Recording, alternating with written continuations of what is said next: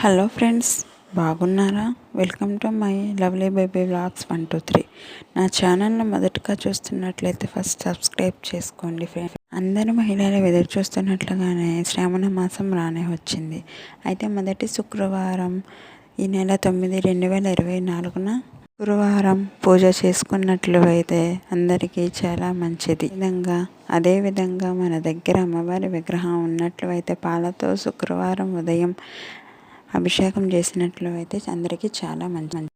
అదేవిధంగా అమ్మవారి అనుగ్రహం కలగాలి అంటే సువాసన పరిమళమైన పువ్వులు అంటే సన్నజాజులు, మల్లెపూలు, వాటితో పాటు ఎర్ర గులాబీలతో పూజ చేసినట్లు అయితే అమ్మవారి అనుగ్రహం తొందరగా పొందుతారు. వేరు వేసి జలాభిషేకం చేసిన చాలా మంచిది అండి. నెక్స్ట్ అమ్మవారికి నైవేద్యంగా పాలు, పంచదార, కుంకుమ పువ్వు కలిపి నైవేద్యం పెడితే చాలా మంచి జరుగుతుంది అండి. అలాగే నెక్స్ట్ అమ్మవారికి నైవేద్యం చింతపండు పులిహార, శనగలు చేసుకుని పెట్టుకుంటే చాలా మంచిది ఫ్రెండ్స్. లక్ష్మీ వ్రతం శ్రావణ మాసంలో పౌర్ణమి కంటే ముందు వచ్చే శుక్రవారం రోజు చేసుకోవాలి.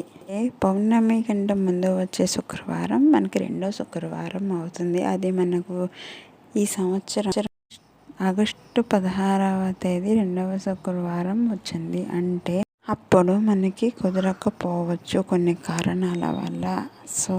సో అలా కుదరని వాళ్ళు పౌర్ణమి కంటే ముందు వచ్చే మొదటి శుక్రవారం అంటే 9వ తారీఖు వచ్చే శుక్రవారం రోజున మనం వ్రతం చేసుకోవచ్చు ఫ్రెండ్స్. మరి 3వ వారం చేసుకోకూడదా అని మీకు డౌట్ రావచ్చు ఫ్రెండ్స్.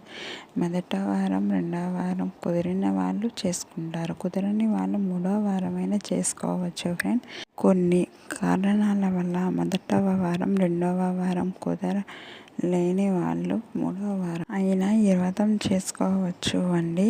అలానే సాయంత్రం పూట ముత్తైదువులను పిలిచి వాయనం, తాంబూలాలు ఇచ్చిపుచ్చుకుంటే చాలా మంచిది అండి. కలశం లేనివారు, ఆనవాయితీ లేనివారు ఇలా అమ్మవారిని అలంకరించి పూజ చేసుకోవచ్చండి.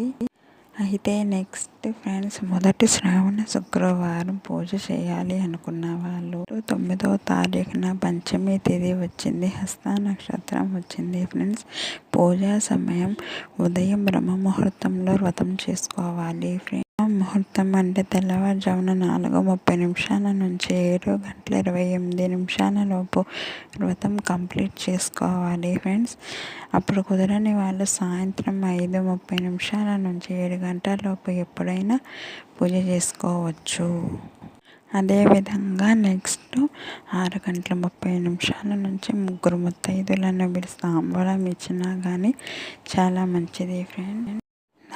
నాగుల పంచమి వచ్చింది కదండి, పుట్ల పాలు పోయడం, ఇంట్లో పూజ చేసుకోవడం వంటివి చేసుకోండి. మనుషుకు దోషాలు కలగకుండా ఉంటాయి, పీడలు ఏమన్నా ఉన్నా తొలగిపోతాయి ఫ్రెండ్.